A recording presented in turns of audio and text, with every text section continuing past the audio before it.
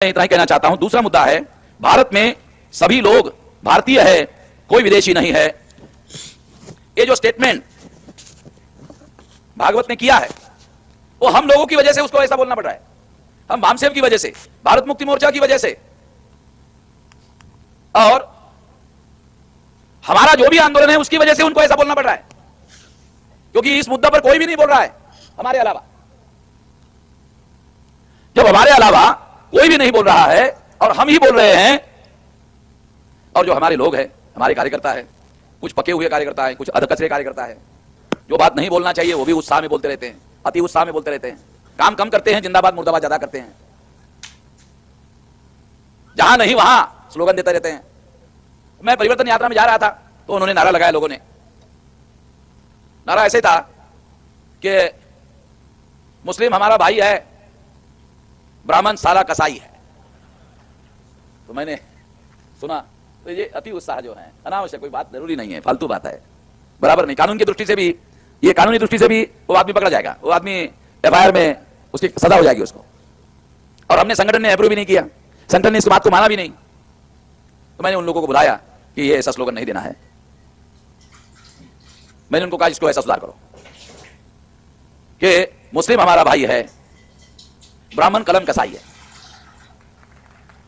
साला कसाई है, ये तो साला तो गाली भी है, तो उसको ऐसा करो ब्राह्मण कलम कसाई है। तो कलम कसाई, तो ज्योतिराव फुले ने कहा, ज्योतिराव फुले का जो किताब महाराष्ट्र सरकार ने पब्लिश किया उस किताब में भी कलम कसाई लिखा हुआ है, तो सरकार की मान्यता है, कलम कसाई को सरकार की मान्यता है, तो ये कानूनन अपराध नहीं हो सकता। तो हमारे लोग जो है वो बहुत सारी बातों के बारे में, प्रॉस एंड कॉन्स के बारे में सोचते नहीं है, उसके परिणामों के बारे में नहीं सोचते। और संगठन की हमारी कोई ये नीति नहीं है, हम केवल ये कह रहे हैं कि ब्राह्मण मूल निवासी नहीं है, डीएनए के अनुसार विदेशी है। हमारी केवल इतनी भूमिका है। हमने कभी भी संगठन के पॉलिसी के तहत कभी भी ये नहीं कहा कि अंग्रेजों की तरह उनको वापस भेज देंगे। ये हमारे संगठन की अथॉरिटेटिव भूमिका है नहीं, ये हमारी पॉलिसी नहीं है। मगर बहुत सारे अति उत्साही लोग बोलते रहते हैं, जो हम नहीं कहते, जो संगठन की भूमिका नहीं है। संगठन चलाने वाले लोग बद्दिमाग लोग नहीं है, संगठन बनाने वाले, चलाने वाले, संचालन करने वाले और पॉलिसी निर्धारित करने वाले लोग हैं। बद्दिमाग नहीं है, सोचने समझने वाले, विचार करने वाले और दूर तक देखने वाले लोग हैं। इस वजह से हमारे आंदोलन का नुकसान होता है, हमारे ऑब्जेक्टिव का नुकसान होता है। इसके बारे में हमारे लोग सतर्क नहीं है, तो इसके बारे में ध्यान रखना चाहिए। दूसरी बात, हम जब ब्राह्मण को विदेशी कहते हैं तो इसका यह मतलब नहीं है कि ब्राह्मण को धरो, ब्राह्मण को पकड़ो, ब्राह्मण को बांधो, ब्राह्मण को पीटो, ये हमारी कभी भूमिका नहीं है। जो संविधान के दायरे में हमारे पास अधिकार है, जो कानून के दायरे में हमारे पास अधिकार है, उससे ज्यादा हम बात नहीं करते। उससे ज्यादा बात करने का, उसके आधार पर बात करने का ही हम काम करते हैं। तो यह बात जो है सभी कार्यकर्ताओं को समझना होगा। वो संविधान को बचाने की भी बात करते हैं और संविधान के विरोध में घोषणाबाजी करते रहते हैं। अजीब किस्म के लोग हैं हमारे। क्योंकि आपको अगर समानता का अधिकार है तो सभी नागरिक भारत में समान माने गए, बाबा साहब अम्बेडकर ने लिख के रखा, तो लिख कर रखा, तो इस बात को हमको भी मानना चाहिए। इसके बावजूद भी आर्टिकल 19 में आपको अधिकार है, आपको अपनी बात कहने का अधिकार है, बोलने का अधिकार है। तो जितना अधिकार है उसका उपयोग करना चाहिए, जिसका अधिकार जितना नहीं है वो उतना सारा अधिकार करना चाहिए। ये बात हम मानने के लिए तैयार नहीं है और कार्यकर्ताओं को यह ध्यान रखना चाहिए कि एक मर्यादा में विचारधारा, संविधान के दायरे में आपको अपनी विचारधारा मानने का अधिकार है, डेवलप करने का अधिकार है, उसके आधार पर आपको यह काम करना चाहिए। दूसरी बात कि मोहन भागवत कहता है भारत में सभी लोग भारतीय हैं, कोई विदेशी नहीं है। यानी उनके भाषणों में बहुत जगह सुसंगति नहीं है।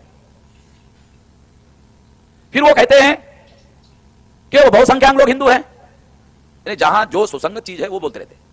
भारतीय भी कहते रहते हैं, हिंदू भी कहते रहते हैं। जब मैंने पूना में उन आरएसएस के लोगों को पूछा कि तुम्हारे कौन से धर्म ग्रंथ में SC ST OBC Kunbi Maratha के लिए हिंदू लिखा हुआ है बताओ, तो उसने एक डेढ़ महीने में बड़ा कार्यक्रम किया और कार्यक्रम करके कहा कि हम सांस्कृतिक दृष्टि से हिंदू है। अरे भाई, हमने कब कहा आपको सांस्कृतिक दृष्टि से हिंदू है या नहीं है? ये नहीं पूछा ना। जो सवाल हमने नहीं पूछा उसका जवाब क्यों दे रहे हो? हमने आपको पूछा आपके धर्म ग्रंथ में हमको कहां कहां हिंदू लिखा हुआ बताओ। हमको तो मालूम है ना, कहीं पर भी ब्राह्मणों के धर्म ग्रंथ में हमें हिंदू लिखा हुआ नहीं है। हमको शूद्र लिखा हुआ है, हमको अछूत लिखा हुआ है, हमको पंचम लिखा हुआ है। ऐसी बहुत सारे शब्द लिखे हुए हैं और बहुत सारे आदेश लिखे हुए हैं, हमारे पुरखों को उन्होंने मारा, ऐसी बहुत सारी बातें, मगर कहीं पर भी हिंदू नहीं है। तो सरसंघ चालक मोहन भागवत हमारे सवालों का जवाब नहीं दे पाए। एक आदमी टाटा इंस्टीट्यूट में गया, अब भागवत टाटा इंस्टीट्यूट में गया, अब वहां पर एक विद्यार्थी ने पूछा सवाल जवाब में मोहन भागवत को कि भामसेब के लोग आप लोगों के विरोध में बहुत कुछ बोलते रहते हैं, आपका क्या कहना है? भागवत ने कहा हम तो भामसेब के विरोध में कुछ नहीं बोलते। खास जवाब है ये, इसको बहुत सारे लोग समझेंगे नहीं। आरएसएस के लोग बोलते नहीं है, करते ज्यादा है। वो चालाक लोग हैं, होशियार लोग हैं, वो सीक्रेट प्रैक्टिस करते हैं, बोलते नहीं है। सीक्रेट प्रैक्टिस पर उनका ज्यादा, क्योंकि हमारे लोग इतने योग्यतावान लोग नहीं हैं कि सीक्रेट प्रैक्टिस को पकड़े, इतनी योग्यता हमारे लोगों के अंदर नहीं है। दूसरी एक और बात भी मैं कहना चाहता हूं, जब मैं पूना के कार्यक्रम के बाद दिल्ली गया, नवभारत टाइम्स में फ्रंट पेज पर सेकंड इन कमांड आरएसएस का सरकारी भैयाजी जोशी, जो महाराष्ट्र का ब्राह्मण है, उसने वहां कार्यक्रम में भाषण दिया, फ्रंट पेज पे नवभारत टाइम्स में छप कराया। उसमें उन्होंने क्या कहा कि हम हिंदुओं की बात कर रहे हैं, हिंदू धर्मियों की बात नहीं कर रहे हैं, हम इस देश में हिंदुओं की बात कर रहे हैं। मैं जो पूना में सवाल पूछा, जब मैंने इसके बारे में ये कहा, अरे भाई मैं तुम्हारे धर्म ग्रंथ में हमको हिंदू कहां लिखा है बताओ, तो पूना में सरसंघ चालक भागवत ने कहा कि हम सांस्कृतिक दृष्टि से हिंदू हैं। दिल्ली में उन सरकारी भैयाजी जोशी ने कहा हम हिंदुओं की बात कर रहे हैं, हम हिंदू धर्मियों की बात नहीं कर रहे हैं। बहुत लोगों को बातें समझ में नहीं आती है, मगर उनका अमन में शाम के साथ पाला पड़ा हुआ है, किसी और के साथ नहीं पाला हुआ पड़ा। हम लोग ये दाव पे समझते हैं, एक शब्दों का खेल है। आम आदमी हिंदू और हिंदू धर्म का फर्क थोड़ी जानता है। आम आदमी, साधारण आदमी, उनका कहना यह था कि ये जो हिंदू शब्द है वो क्षेत्रीय शब्द है। उनका कहना है कि सिंधु से हिंदू हुआ, इसलिए हिंदू जो शब्द है वो क्षेत्रीय है, वो धार्मिक नहीं है। इस आधार पर बोल रहे थे कि हम हिंदुओं की बात कर रहे हैं, हिंदू धर्मियों की बात नहीं कर रहे। ये चालाकी की बात है। क्षेत्रीय शब्द के आधार पर वो सभी लोगों को हिंदू कहते हैं, हिंदुस्तान में रहने वाले सभी हिंदू। अब यहां उन्होंने हिंदुस्तान में रहने वाले सभी हिंदू, यहां उन्होंने कहा भारत में सभी लोग भारतीय है, कोई विदेशी नहीं है। दूसरे संदर्भ में हिंदुस्तान में रहने वाले सभी हिंदू, और यहां भारत में सभी लोग भारतीय है, यहां भारतीय शब्द यूज किया। तो ये लोग जो है समय समय पर चालाकी से बातें करते रहते हैं। ये बातें संदर्भ में समझना बहुत जरूरी है, संदर्भ में बात समझ में आती है। तो हिंदू शब्द जो है वो क्षेत्रीयतावाचक शब्द है, ऐसा कहकर वो बात को लपटते हैं। साधारण आदमी को समझ में तो नहीं आता, क्योंकि जब हिंदुओं की गिनती करने का समय आता है तो उनको जनगणना में हिंदू नहीं लिखा जाता, हिंदू धर्मी लिखा जाता। इधर बोलने के लिए हिंदू कहते हैं और जनगणना में लिखने के लिए हिंदू धर्मी कहते हैं। तो ये आम आदमी को समझ में तो नहीं आता, ये चालाकी है, होशियारी। तो ये बात समझना बहुत ज्यादा जरूरी है। दूसरी एक बात यह है, अगर वो हम सब लोगों को क्षेत्रीय शब्द के आधार पर हिंदू कहते हैं, तो हम कहना चाहते हैं क्षेत्रीय शब्द के आधार पर हम हिंदू नहीं है, क्षेत्रीय शब्द के आधार पर हम मूल निवासी है। अगर क्षेत्रीय ही सिद्धांत का अवलंबन किया जाए तो क्षेत्रीयता के आधार पर हम हिंदू नहीं है, क्षेत्रीयता के आधार पर हम मूल निवासी है। मूल निवासी शब्द से ब्राह्मणों के लिए दिक्कत खड़ी होती है, हिंदू शब्द से अल्पसंख्याक ब्राह्मण को बहुसंख्याक बनने का मौका मिलता है, और एससी एसटी ओबीसी को पहले हिंदू बनाया जाता है, फिर हिंदू धर्मी बनाया जाता है, और फिर जनगणना में हिंदू धर्मी के नाम पर लिखा जाता है, और फिर अल्पसंख्यक ब्राह्मणों को बहुसंख्य बनाकर केंद्रीय सत्ता में कब्जा किया जाता है। और जब ये सारे बहुसंख्य लोग हिंदू बन जाते हैं तो आप सोचते हैं कि इसका फायदा केवल बीजेपी को मिलता है। गलत बात है। जब इन सब लोगों को हिंदू बनाया जाता है तो इसका फायदा बीजेपी को मिलता है, इसका फायदा कांग्रेस को मिलता है, इसका फायदा कम्युनिस्ट को मिलता है, इसका फायदा मार्क्सवादी कम्युनिस्ट को मिलता है, इसका फायदा ममता बनर्जी को मिलता है, इसका फायदा सभी जो ब्राह्मणवादी लोग हैं, जो ब्राह्मण लोग हैं, और उनके क्षेत्रीय हो या राष्ट्रीय दल हो, सभी को फायदा होता है। इसलिए कोई भी इस बात का विरोध नहीं करता है। जो आरएसएस कहता है उसका कोई भी विरोध नहीं करता है। क्यों? सभी को इसका फायदा होता है, सभी ब्राह्मणवादी पार्टियों को, ब्राह्मणों को फायदा होता है, इसलिए कोई भी इसका विरोध नहीं करता है। ये माइक्रो लेवल की बातें हैं, एनालिसिस है, विश्लेषण है, ये बात हमको समझना जरूरी है। अगर वो लिंगायत को हिंदू ही मानते हैं और वो अलग धर्म के नहीं मानते हैं, तो अल्पसंख्यक ब्राह्मणों को बहुसंख्य बनाने की रणनीति का हिस्सा है। ये सारी क्रियाएं धार्मिक नहीं है। लिंगायत को हिंदू मानने का जो मामला है, लिंगायत सोचते हैं कि ये धार्मिक मामला है, ये धार्मिक मामला नहीं है, ये राजनीतिक मामला है, ये ब्राह्मणों के वर्चस्व का मामला है। ये बात संदर्भों में आजकल जो चल रहा है उस संदर्भ में जानना समझना बहुत जरूरी है। एक बात और भी मैं आप लोगों को बताना चाहता हूं और खत्म करना चाहता हूं। ब्राह्मण लोग ही अपने लिटरेचर में कहते हैं कि विदेश के जितने लोग भारत में आए, भारत में ही रच बस गए। एक ब्राह्मण छोड़कर। ब्राह्मणों ने अपनी पहचान को खत्म नहीं होने दिया।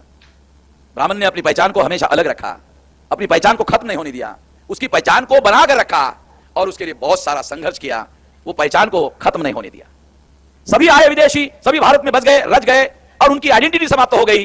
भारत में केवल ब्राह्मणों की आइडेंटिटी समाप्त नहीं हुई। ये ब्राह्मणों के देशद्रोह का सबसे पहला प्रमाण है कि वो भारत के प्रति ईमानदार नहीं है। ईमानदार होते तो वो भी दूसरों की तरह रच बस गए होते, अपनी आइडेंटिटी भारत की मिट्टी में समाप्त करते। उन्होंने ऐसा नहीं होने दिया। दूसरी एक बात और भी हम लोगों को समझना होगा, जो आजकल ब्राह्मण कर रहे हैं, प्रैक्टिस में कर रहे हैं, वो ये कि पहले 6000 जाति के टुकड़ों में हमारे लोगों को बांटा, 6000 जाति के टुकड़ों में हमारे लोगों को बांटा, तो बांटकर राज करते रहे, वर्चस्व करते रहे। मगर आज वो हमको यूनाइट करके अपना वर्चस्व स्थापित कर रहे हैं। यूनाइट कैसे कर रहे हैं? Unite in the name of Hindu. इस बात को समझो, unite in the name of Hindu under the leadership of ब्राह्मण। ये पूरी कहानी है। Unite in the name of Hindu under the leadership of ब्राह्मण। कोई हिंदू गैर हिंदू के नेतृत्व में इकट्ठा नहीं हो रहा है। जैसे एससी एसटी ओबीसी के लोग हैं, एससी एसटी ओबीसी के लोग एससी एसटी ओबीसी के नाम पर संगठन बनाते हैं। ब्राह्मण या तो राष्ट्र के नाम पर संगठन बनाता है या तो धर्म के नाम पर संगठन बनाता है।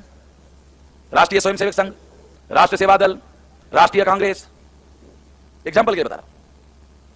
जो ब्राह्मण है वो या तो राष्ट्र के नाम पर संगठन बनाते हैं या तो विश्व हिंदू परिषद धर्म के नाम पर, हिंदू रक्षा समिति, यानी हिंदू धर्म के नाम पर करते हैं या तो राष्ट्र के नाम पर करते हैं। ये बातें हम लोगों को देश में जो चल रहा है उस परिस्थिति को जानने और समझने के लिए बहुत जरूरी है। अल्पसंख्यक ब्राह्मण रेशियल डिस्क्रिमिनेशन के आधार पर जब कानून बनाने का अधिकार उनके पास था तो वो उस समय अपने आप को अलग रेस का मानकर वर्चस्व सिद्ध करते थे। मगर लोकतंत्र में एडल्ट फ्रेंचाइज आ गया, प्रौढ़ मताधिकार आ गया, हर 18 साल के व्यक्ति को वोट का अधिकार आ गया, संख्या के आधार पर एमएलए और एमपी बनना शुरू हुआ। तब ब्राह्मणों को समझ में आया रेशियल डिस्क्रिमिनेशन का सिद्धांत अभी उनके लिए खतरनाक है, छोड़ नहीं सकते मगर उसका बहुत बड़ा प्रोपेगेंडा भी नहीं कर सकते, करेंगे तो खुद ही संकट में फंस जाएंगे। ये बात है। इसलिए साथियों, हमने मूल निवासी का जो सिद्धांत धरा, पकड़ा, प्रचार कर रहे हैं, उसकी वजह जो ब्राह्मणों का झूठा राष्ट्रवाद है, उस झूठे राष्ट्रवाद का मुकाबला करना है। तो मुकाबला करने के लिए सच्चा राष्ट्रवाद खड़ा करना होगा और वो सच्चा राष्ट्रवाद जो है वो मूल निवासी के नाम पर ही खड़ा किया जा सकता है। मूल निवासी का जो शब्द है ये राष्ट्रवाद का सिद्धांत है। मूल निवासी का सिद्धांत राष्ट्रवाद का सिद्धांत है कि हम इस देश के मूल निवासी हैं और मूल निवासियों को ही इस देश पर राज करने का अधिकार है, किसी विदेशियों को राज करने का अधिकार नहीं है और यह अधिकार नहीं बहाल किया जा सकता। यह बात हमारे लोगों के मन मस्तिष्क में राष्ट्रवाद की भावना निर्माण करती है। उसके लिए काम करना होगा। आने वाले समय में इस पर ज्यादा काम किया जाएगा। इस मौके पर मैं इतना ही कहना चाहता हूं और इस बात को आने वाले समय में हम लोग जो सारे देश भर से आए हुए कार्यकर्ता है वो कार्यकर्ता भी अपने अपने क्षेत्र में इसका प्रचार, अपने लेवल पर प्रचार पर ज्यादा ध्यान दे। सार्वजनिक स्तर पर स्लोगन पर ज्यादा ध्यान देने के बजाय एक एक आदमी एक के घर में जाकर, ग्रुप में जाकर, अपने लोगों के बस्ती में जाकर, वहां जाकर कहो खबरदारी लोग, कोई ब्राह्मण सुन तो नहीं रहा। हमारे आदमी इतने अनाड़ी लोग हैं तो ब्राह्मण को जाके कहते हैं जोशी जी जय मूल्यवासी। तो ये जो हमारे खुजली करने की जो आदत है ये अनावश्यक है। और उसको जाके बोलते हैं जय मूल्यवासी। और वो भी जोशी जो है संकट में फंस जाता है, जय मूल्यवासी नहीं बोल सकता। बहुत सोचने के बाद फिर वो उसके पास आता है, जोशी उसके पास आता है, कहता है अरे बाबा साहब ने तुम्हारे लिए इतना किया, उसका जय भीम तुमने बोलना बंद कर दिया है, जय मूल्यवासी शुरू कर दिया और जय भीम तुमने कहना बंद कर दिया है। बाबा साहब ने तुम्हारे लिए इतना किया और तुम जय मूल्यवासी बोल रहे हो। अरे तुमको जय भीम बोलना चाहिए। तो हमारे आदमी ने कहा पहले तुमको जय भीम बोलते थे, तुम जय भीम नहीं बोलते हो, अभी तुम जय भीम बोलने के लिए तैयार हो गए हो, जय मूल्यवासी छोड़ने के लिए बोल रहे हो। तो ब्राह्मण जो है अपने मकसद को छोड़ता नहीं है, दावपेच बदलता है, उद्देश्य कभी नहीं बदलता, केवल दावपेच बदलता है। दावपेच बदलता है तो हमारे लोगों को बात समझ में नहीं आती, क्योंकि दावपेच समझने के लिए ऊपर के मजले में थोड़ा सा भेजा ज्यादा होना जरूरी है, इसका आसान नहीं है। तो इसके लिए हमारे लोगों को सही बात सही संदर्भ में जानना समझना जरूरी है। मैं आशा करता हूं इस दिशा में आप लोग विचार करेंगे और अमल करेंगे।